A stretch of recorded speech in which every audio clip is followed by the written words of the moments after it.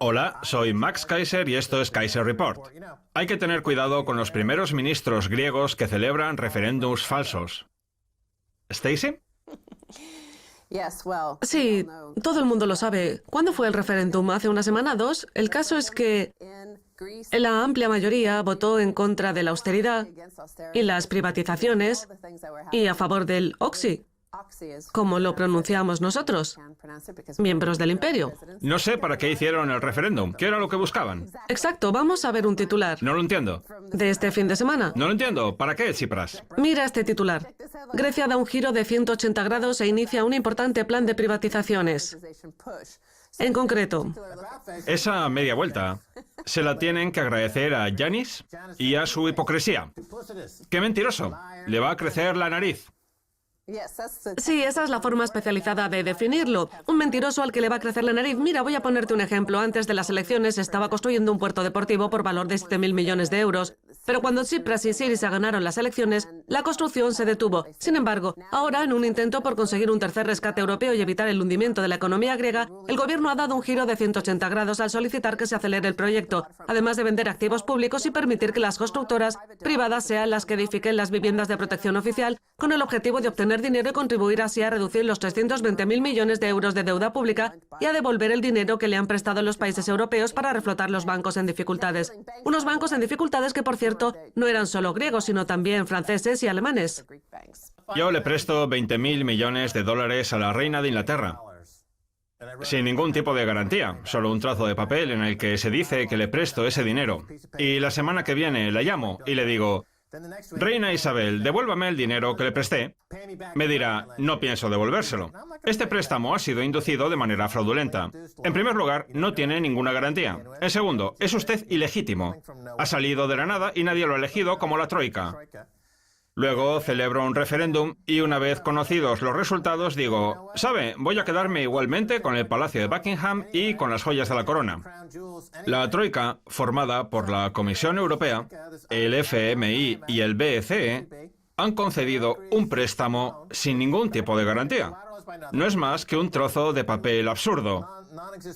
Y el pueblo griego ha dicho: un momento, esto es una estupidez. No vamos a regalarles nuestros activos a cambio de un trozo de papel. Se trata de un préstamo con dos caras, la del deudor y la del acreedor. Pero el acreedor sabemos que es un sinvergüenza. La mayoría de los internautas, la gente que escribe comentarios, por ejemplo en YouTube, aseguran que los acreedores no tienen ningún tipo de responsabilidad, que son de naturaleza divina, que están nombrados por Dios, que son infalibles y que no se les puede traicionar. Tengo un mensaje para todos esos internautas que escriben esos comentarios. Estaré encantado de hacerles un cheque de 10 millones de dólares a cada uno. Estoy dispuesto a hacerlo y a concederle un préstamo de 10 millones de dólares en forma de cheque a cada uno de los espectadores que nos están viendo. Está bien. Y si no me los devuelven, entonces que me den todos sus activos. Soy Christine Lagarde y soy un genio financiero. Vamos a analizar la situación de Grecia y la privatización de este puerto deportivo, cuya construcción, por cierto, fue financiada por los contribuyentes ante la celebración de los Juegos Olímpicos, aunque luego no se volvió a usar. Y ahora hay muchos inversores, sobre todo árabes y chinos, que lo quieren comprar. El gobierno griego va a percibir 950 millones de euros por un arrendamiento de 99 años. La noticia añade lo siguiente: las privatizaciones se han topado con distintos niveles de resistencia. Hay quien argumenta que los gobiernos en dificultades como el griego están vendiendo activos por debajo de su precio de mercado. Los detractores de esta medida también aseguran que las privatizaciones hacen disminuir la seguridad laboral y transfieren la riqueza a una élite adinerada. Ahora dicen que van a concederles otro rescate de unos 80.000 millones. Pero las ventas de los activos, que son activos reales, van a generar 500.000 millones. Bueno, van a generar todo ese dinero para los que los compran. Sí. Es igual que en España, donde este fin de semana hemos sabido que China ha adquirido un aeropuerto de 1.000 millones de dólares por tan solo 10.000 dólares. Así es como se producen las transferencias de riqueza. Compra los activos a precios de risa. Sí. Y luego los retitularizan y los venden basándose en la idea de que se pueden prestar miles de millones de dólares con un simple papel. Lo que pasa es que luego harán un referéndum y la gente decidirá no pagar porque ni siquiera los reconocerán como prestadores legítimos. Por cierto, tienen cientos de miles de millones de deuda. ¿Pero quién es el dueño de esa deuda? Quien sea, el gobierno. ¿Qué gobierno? O supuestamente los contribuyentes, pero no importa, van a recaudar solo una parte y entonces será cuando incumplan la deuda. Una vez hayan vendido la Acrópolis, los puertos deportivos, los derechos sobre el petróleo y el gas. O sea que al final van a acabar incumpliendo la deuda, los van a echar del euro igual. Exacto, pero solo cuando alguien tenga un contrato infalible. Por el que se roben todos los activos. Vamos a ver nuestro siguiente titular. El multimillonario Warren Buffett compra una isla griega. Se trata de la isla de Agios Thomas, que le ha costado 15 millones de euros. Aquí tenemos a Warren Buffett sonriendo. La verdad es que se le ve muy feliz. Esta es la típica jugada de Warren Buffett. Es como comprar un sombrero de paja en invierno. Todo empezó cuando hace 3 años Steve Forbes visitó Grecia para asistir al Congreso de la Cámara Internacional de Comercio, en el que se decidió cómo destruir el país heleno y vender sus activos a precios irrisorios a personajes como Warren Buffett, lo que provocó no pocos disturbios. Tenemos por un lado 15 millones de euros, mientras que por el otro hablamos de cantidades de más de 300.000 millones, por lo que esta salida de los activos del país no va a aportar liquidez alguna al sistema. Vamos a ver otro titular muy parecido. Johnny Depp compra una isla griega por 4,2 millones de euros. El actor de Hollywood ha comprado la isla de Strogel, una pequeña superficie de tierra de tan solo 0,2 kilómetros cuadrados con ayuda de la firma londinense Prout Organization. La misma asesoría inmobiliaria ya había recomendado hace poco a Brad Pitt y Angelina Jolie que compraran la pequeña isla jónica de Gaia Sogia. ¿Y qué pasa con Lesbos? ¿Es una isla? Yo siempre he estado interesado en la mitología griega. También podría estar a la venta, hablando de mentirosos a los que les crece la nariz.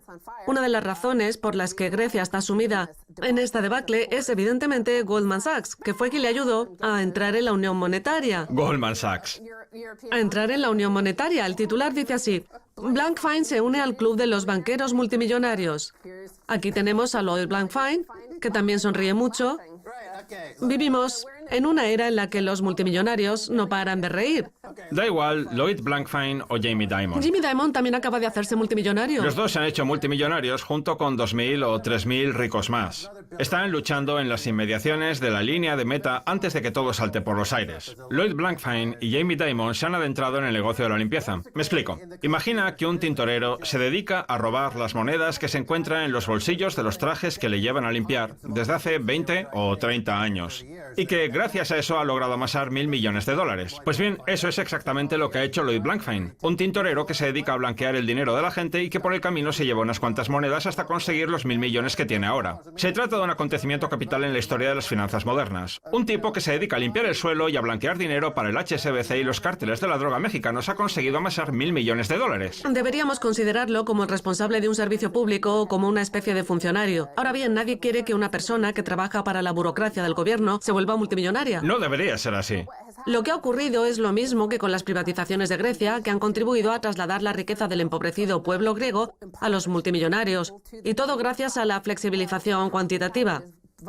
Según el índice de multimillonarios de Bloomberg, el patrimonio de Lloyd Blankfein, director general de Goldman Sachs, desde hace 9 años ha subido hasta los aproximadamente 1.100 millones de dólares después de que el precio de las acciones de la entidad se haya cuadriplicado desde la oferta pública de venta inicial. Blankfein es la persona que más acciones posee de Goldman Sachs, con una participación en la entidad de casi 500 millones. Los otros 600 millones corresponden a la cartera inmobiliaria y de inversiones, así como a las primas y repartos de los fondos de capital privado del banco. Y todos esos activos, el precio de las acciones, la cartera inmobiliaria y el capital privado, son los que han pasado a formar parte de la historia de Grecia. La flexibilización cuantitativa infla el precio de los activos por todas partes, salvo en aquellos lugares a los que precisamente se quiere desplumar, como a Grecia. Seguro que logran vender la Acrópolis por 100.000 libras, aunque probablemente valga cientos de miles de millones. Un tipo muy listo es Deloitte. Primero manipuló las cuentas para que Grecia entrara en el euro, llevándose un montón de dinero en el proceso. Más tarde, en la crisis financiera del 2008, fue rescatado para pasar de ser un banco de inversión a un banco normal y le robó miles de millones de dólares a los ciudadanos estadounidenses. Y finalmente salió a bolsa llegando a un acuerdo con Wall Street para trasladar todo el riesgo a los contribuyentes.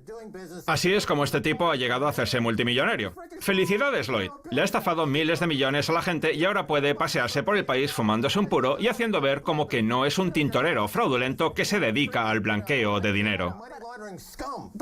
Lo que ha pasado también con el capital privado en Grecia y en el resto de Europa es que han pagado sobornos habitualmente muy pequeños a cargos públicos electos y no electos. En el caso de Goldman Sachs, las acciones de la entidad han subido un 298% desde la oferta pública de venta, mientras que el índice financiero Standard & Poor's 500 ha caído un 6%.